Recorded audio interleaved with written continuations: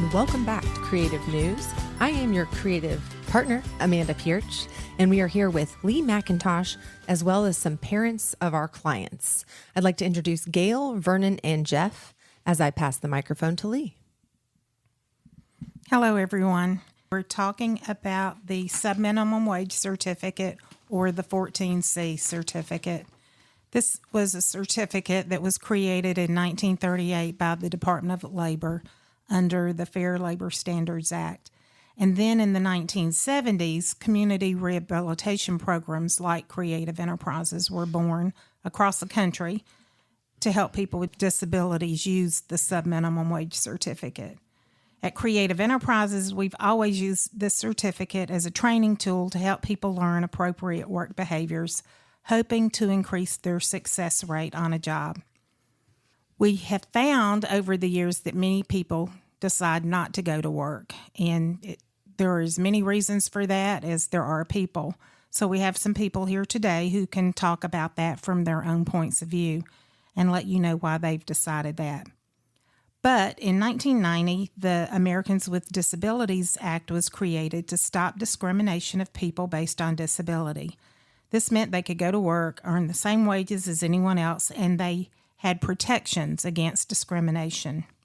This act really solved the problem that this current trend, which is to discontinue the subminimum wage certificate, declares is the reason it should be stopped. The reality is that discontinuing the certificate will take away choices from a portion of the population that needs this option. So our goal is to share the other point of view. If we truly represent people with disabilities, we must realize that one size does not fit all and allow for many choices. So I've got three parents here today. I would like for each of you to introduce yourself and to tell a little bit about you and your family member who is here and why they're here. Gail, let's start with you. Okay. I have a brother here who's been here since 1981. I have a son here who has been here since 1982. This is their home, if you will, away from home. They feel comfortable here. They're around their peers, people that understand them. They both talk to themselves and mumble, and it seems like whoever they're talking to understand them. So I feel safe with them here. And my son John actually did go to work for Walmart. Creative transported him 5 days a week and brought him back, and he made just a little money. He was only there like 4 hours a day, and they took his Social Security away from him. And so we spent months and months and a court date to get it back. It upset him so that he can't even talk about it to this day. And that's been a big handful of years. Well, hold on one second. So one of the things that they tell us is that people's checks won't be affected if they go to work. So you're telling me that's not true? That is not true. That is not true. No. And it was very little money.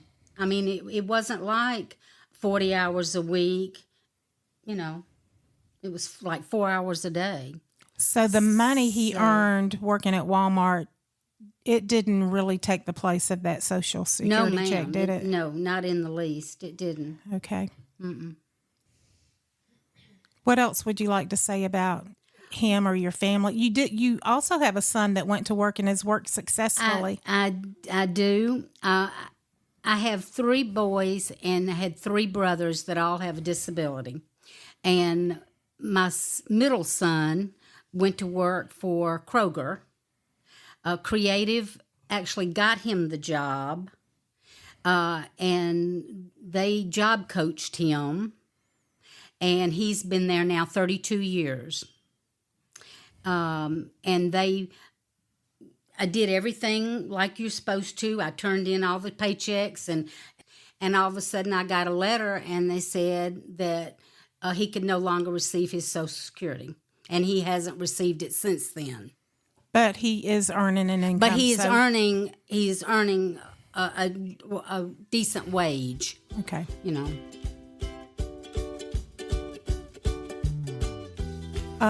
Vernon, why don't you introduce yourself and tell a little bit about your family member?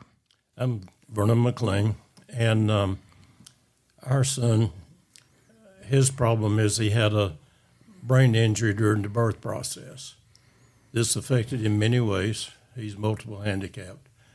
He has cerebral palsy that affects him some places more than others. He part of that, it affected his speech muscle area, and he has a drooling problem. Has had all of his life. That definitely deters his ability to work. But here at Creative, they have modified, and he wears a mask to work so that he doesn't drool on the work. I think COVID helped with that, didn't it? Yeah, and COVID started that and let us know the benefit of having the mask for that. That he was able to do some jobs that he couldn't do before because of that. And he's also deaf, totally, profoundly deaf. So he has to use sign language. His signs are not the best in the world because of his cerebral palsy. And but he communicates and gets along well with the people here at Creative. A lot of the staff have learned sign language, and he's not the only hard of hearing one here. And they've learned sign language to be able to communicate with them.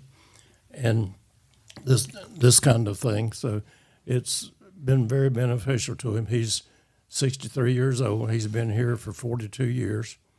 And he loves coming to work today just as much as he did the first day. He thinks he can't operate unless he's here. The most upset he's been with me ever that I recall is when we planned a vacation when Creative was not going to be closed. So that's how much he loves being here. So, and there is no way that he could work a quote-unquote regular public job. When he was in school, they had a vocational training thing that they were trying out and using, and they got him a job at a fast food restaurant to work out in the dining room, cleaning tables and cleaning up if something's on the floor and all this kind of thing. Well, the manager called my wife in one day and says the people are complaining because they say he's staring at them. My wife said, I guess so. He's deaf.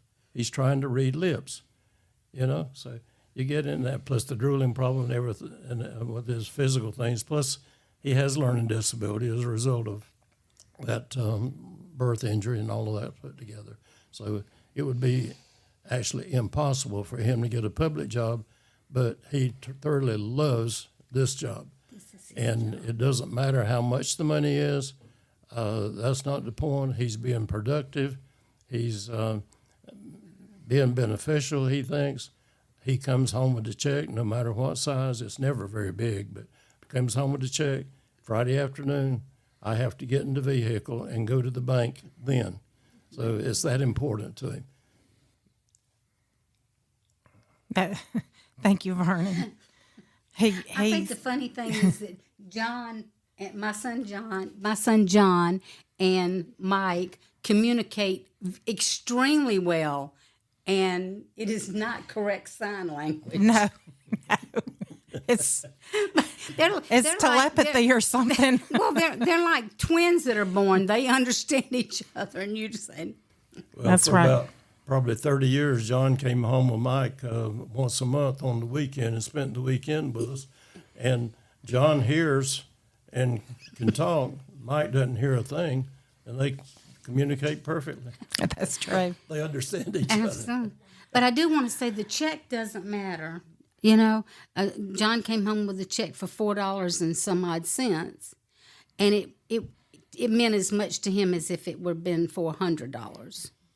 So they also choose the hours a week they work Yes. generally. So most of them aren't working all day every day. They may go in for a class or two. And they have wonderful classes. Yeah. Yeah. John says he's learning to play the guitar. I don't know how successful. He is. He's in music I don't know class. how successful, but he thinks it's just, I'm learning. They're going to have a concert at Christmas. I think you'll be amazed. All right, Jeff, how about you? Can you tell us a little bit about your loved one here? I have a 41-year-old. Well, he's going to be 41 in September, and he reminds me how old he's going to be just about every month of the year. So I'm not exactly sure how long Josh has been here at Creative, but he was at another day program before Creative. And what's amazing to me is Creative Enterprises have been around here for how many decades? 50 plus years or so? Well, 45 or so. Yeah, almost 50 years. Yeah. And this place is a place that Josh just absolutely loves to come to. He's got so many different friends here. He also loves to go to the workshop and get a check. And the first check I think he got one time, he said he made $484. And I'm like, 484? You never made that much working like in an outside job, You're going to lose your right? Social Security Exactly, with that. and I'll get around to that. And it was like for $4.84. And to him, it was just so important to make that check, get that check. So he doesn't know the difference between $4 and $400, but his sense of worth and value is just all wrapped up in the ability to be here with his friends and work and get that paycheck. Because Vernon and Mike, Josh, when I pick him up sometimes on a Friday afternoon, we got to get to the bank. We got to get to Wells Fargo to cash that. And whether it's $18 or it's $2.84, whatever it is, it doesn't matter the dollar amount. He just feels that sense of worth and value. And I remember several times he'd say, "I'm a millionaire." When if he'd get a $5 or a $10 bill, boy, that was a big deal for him. Josh is just a social creature. He knows everybody. Everybody knows Josh. If I'm around town, I'm not Jeff. I'm Josh's dad. So he just thrives on the interaction here. And he was in a couple of different jobs before Creative's work opportunities here. And what Gail said about Social Security, when Josh would get his Social Security and SSI and SSDI check, his SSI check was always reduced by the amount of money that he made, like at a Fitness 19 or at a school setting. And for 3 years, we got audited because of just about every other month, his Social Security income check was reduced by the amount of money that he made.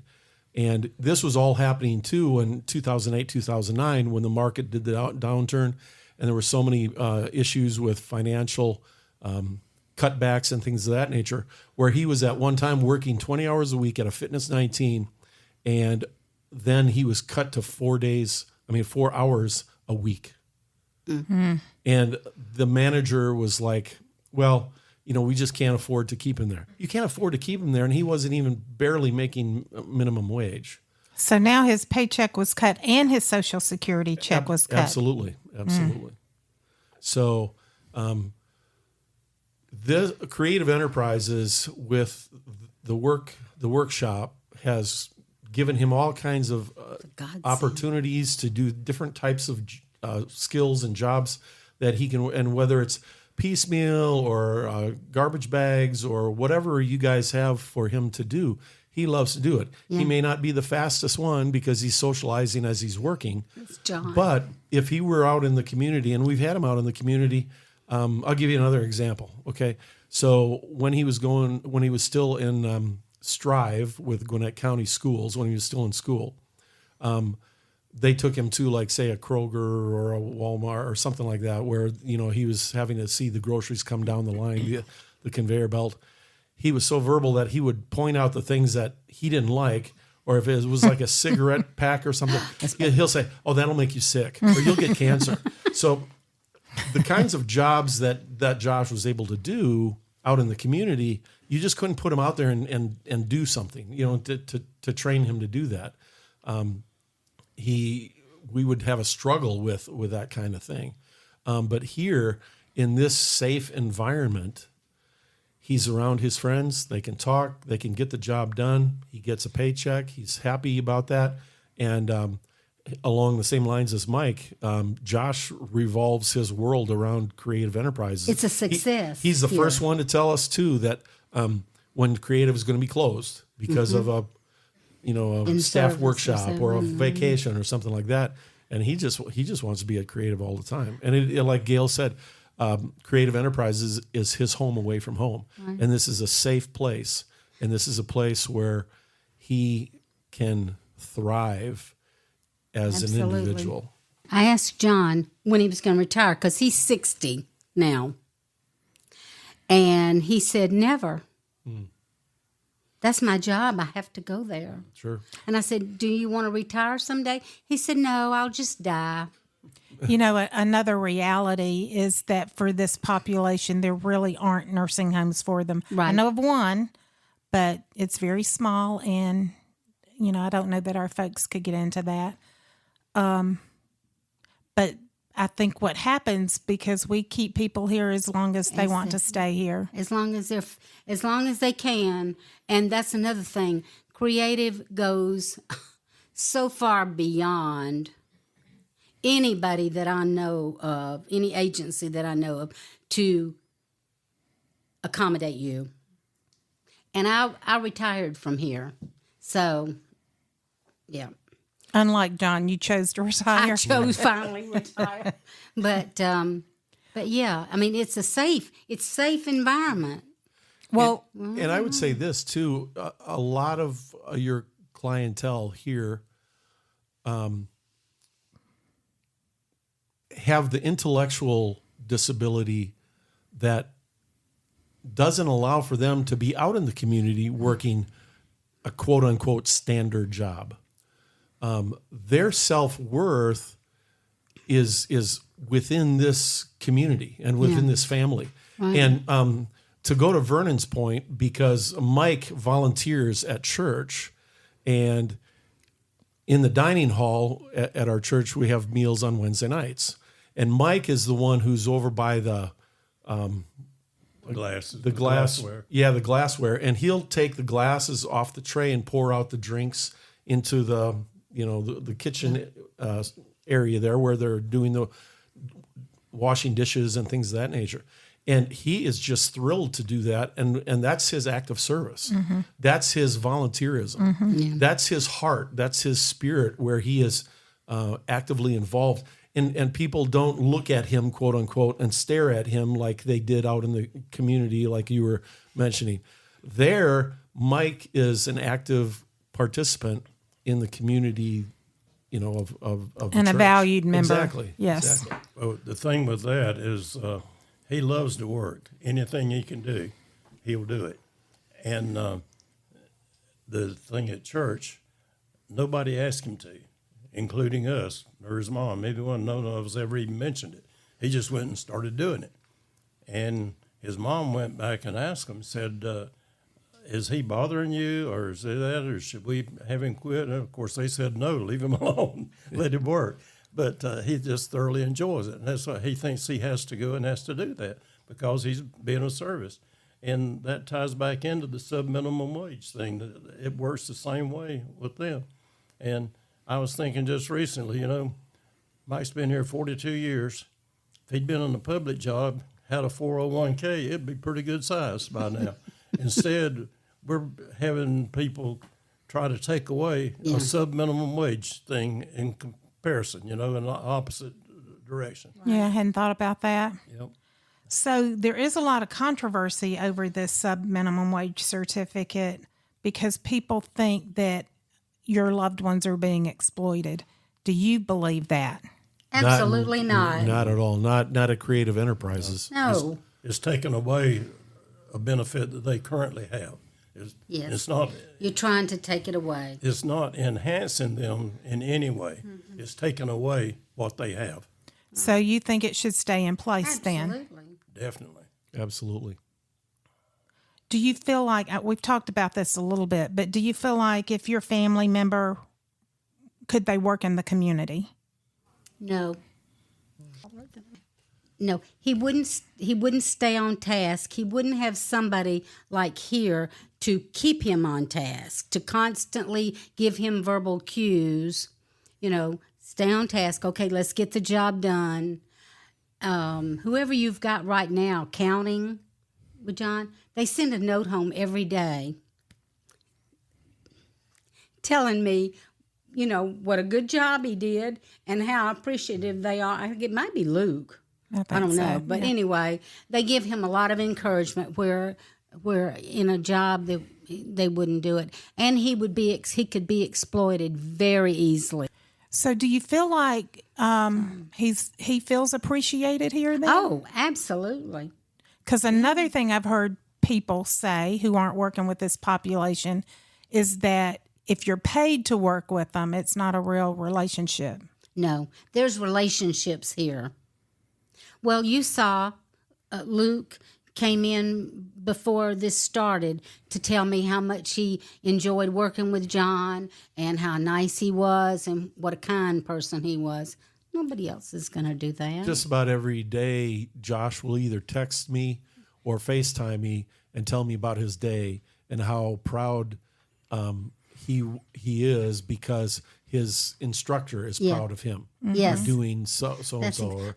John comes in with that note. It's a handwritten note, and says, "Look what I did today. I did a good job." Yeah. So we have about a 25-minute conversation around a snack. Last week I was at the beach with two of my daughters, and we ran into one of the people we serve here. Really? She was vacationing in the same place. Oh, my goodness. So my daughters went beach walking with her. I can't do all that walking, but I would have gone if I could have. Yeah. We watched a sunset together one night, and we thoroughly enjoyed it, but I sat there thinking, we didn't have to do that. No. We wanted to do that. And I don't think people realize that just because you're paid to work with people doesn't mean, you really still care about them. No. Creative has made it a family. Yeah. That's important to me. Yeah. My Josh probably could work a very select area, maybe employment. He loves to keep everything clean, so maybe being like on a dish crew and things of that nature. But then you have to think about, okay, he doesn't drive. He never will drive. How is he going to get there? Transportation is probably one of the top issues with any kind of disability community. And then to have somebody be there with him to instruct him and stay with him on task, like Gail said. And then his Social Security, whatever benefit would be eventually probably reduced or taken away. Because, as the regulations are, if they have any kind of money of, say, $2,000 or more in their account, it's going to get, their benefits going to be eliminated. Right. So that is designed to keep people in poverty. Yes. And that's a double whammy on the disabled community.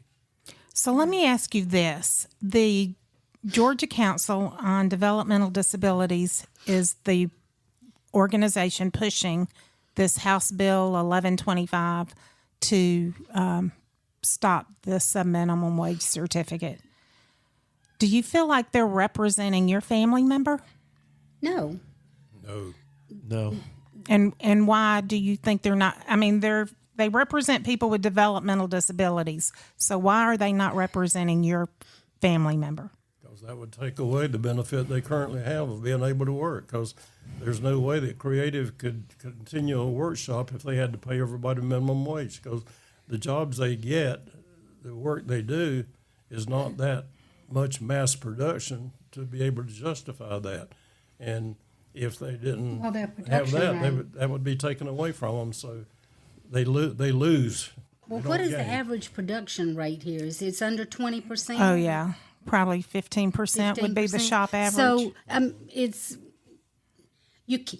no company, I don't care who you are, can pay you minimum wage of what is it? I don't know, $12, $15. No, it's 35 or something? $7.50 or something like that. $7.50 For somebody that they're 15% less. Yeah. Yeah.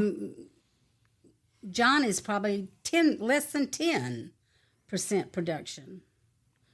So what they're really missing out on is They don't. the value of the person and their work and their ethic and their social interaction, their family relationships, the ability to feel productive, even though, quote unquote, by the world standards, they're not productive. And to Vernon's point, they'd be taking away a benefit of a self-worth. And all of us have that sense Well, of I think they're representing another sect of persons with disabilities. Right. It's not mine right. by any stretch of the imagination. Met a person not long ago. They're in a wheelchair, but they went to college and they graduated from college. They didn't go to special education. They went with regular classes and went on to college. They have a wife and children and a job, full-time job, making maybe, I don't know, $75,000, $80,000 a year. Yeah, John that's doesn't completely make $75 different. in a year, Right. So this is a different category of It's an persons. overlooked. Yeah, it's an overlooked. And it's overlooked. And you're trying to take this population and put it over here, and it doesn't fit. Right. Very well It said. just doesn't fit. All right. Would you be willing to talk to your legislators if we get them here? Absolutely. Love to. Sure. Okay. Is there anything else you'd like to say? I think creative enterprises is the best thing since sliced bread. And the thing that has amazed me over the years, the 42 years I've been here, in fact, when Mike started and John, I think y'all had about 25 clients, something like that. And now you got a lot of them. And the staff, the workers, it's always been family. And the only reason they work here is not for the money, it's because they love it. They love working with these special needs clients. And it's just a family atmosphere, and that's great. And I'm really surprised that the disability community has not been aware of creative enterprises or like a High Hope. Some organizations that have been around here for 40, almost 50 years. And it was not even really on their radar when they came here not too long ago and spoke with us. It was almost kind of like an afterthought, or, maybe this is one aspect of the disabled community that, they never heard of it. No, they had never talked with. So I think it's great that we have the opportunity to do this. I do too. And absolutely, we should talk to the legislators as it relates to, giving them the information and the history behind what Creative's all about. Can you speak to those listening that don't have any experience with this population? How can they help? How can we amplify this message and our mission? I've been involved in therapeutic recreation for a long time, over 20 years within Gwinnett County. And I'll just speak on that behalf that we have had to dig and claw and ask and Big. to find space, to find people, to find buildings. We've now started to develop some of those relationships with county activities directors and parks and recreation, and they've been great with us over the last few years. But for the first 10 years of that 20-year experience, we were going from church fields to school fields to whatever fields we could find for softball or basketball or things of that nature. It's starting to kind of come around, but I've always said that I think from a county standpoint or government standpoint, until a commissioner or somebody on a board of a county board has a son or a daughter, or a grandson or granddaughter with a disability, they're just not aware of what's going on. I just understand that Cooper Elementary School out in Loganville, in Grayson and Loganville area, 20% of their population is for children with some kind of special education. 20%. Mm-hmm. And it's been believed that between 16 to 20% of the world's population has some form of disability, whether it's a physical, an intellectual, a developmental. So it's only being expanded, and more services are going to be needed. One of Joshua's friends' mom years ago said, well, I'm not sure I know how to work with Josh, or I'm kind of afraid of Josh. Now, Josh is like the most social creature. He is on friendliest thing ever. So there's a lot of lack of knowledge, ignorance, maybe just not knowing exactly how to walk or talk with somebody with a developmental or intellectual disability. And I tell people that, hey, they're just like everybody else. Mm-hmm. It might take a little bit longer for them to explain themselves or to communicate with from a verbal standpoint. Now, in the case of like with Mike, who is not verbal because of his hearing impairment, he can still communicate with his hands, with his signs, with his look, with his relationship, with his service, and that type of thing. And that's what I just tell people, is that they have a different way of communicating, but they're communicating. Right. And we just have to become more aware of that and learn the different skill levels and learn the different cues and take the time just to view them as a valuable person. Let me ask you one more question. When your person is here at Creative Enterprises, I know you talked about it being safe and it being like family, but do you think that they come here every day and they're learning? Absolutely. Well, John's learning to play the guitar, according to him. Yeah, he is. Sign language class, the music class, cooking class, the garden. I mean, there's just a multitude of classes. Book club. There's just a multitude of classes available. And they bring them down to their level, and they may have, say they have 10 in a class, and all 10 of them need a different approach. And they do it. They do it. And they do. I wish I could be here. I know. That's what I say. Yeah, I want to be here. We've been talking just about the workshop, and the things going on there, but beyond that, Creative as an organization has tremendous classes of all different kind of abilities and so forth, with the student being put in what they're able to do. Right. Like Mike doesn't take cooking classes because he's got a drooling problem,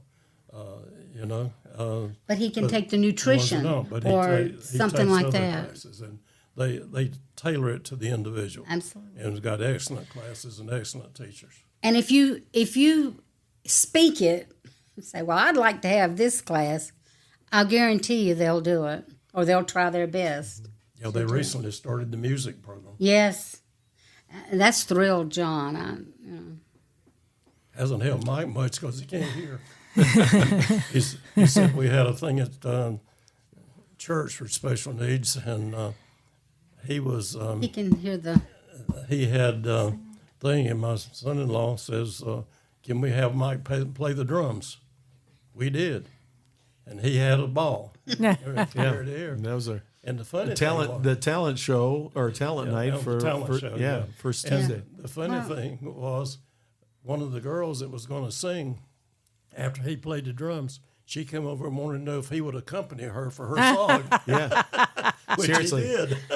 It was awesome. It was awesome. Well, I just think just last week with that, we had the Metro Jazz Club at our church, and we had gotten the words to the songs to the signer. So she had the words to many of the songs that Mike was sitting there, and he was watching that and enjoying watching the music, and then being signed the actual words of the song. And one I of the just songs think was that Thriller.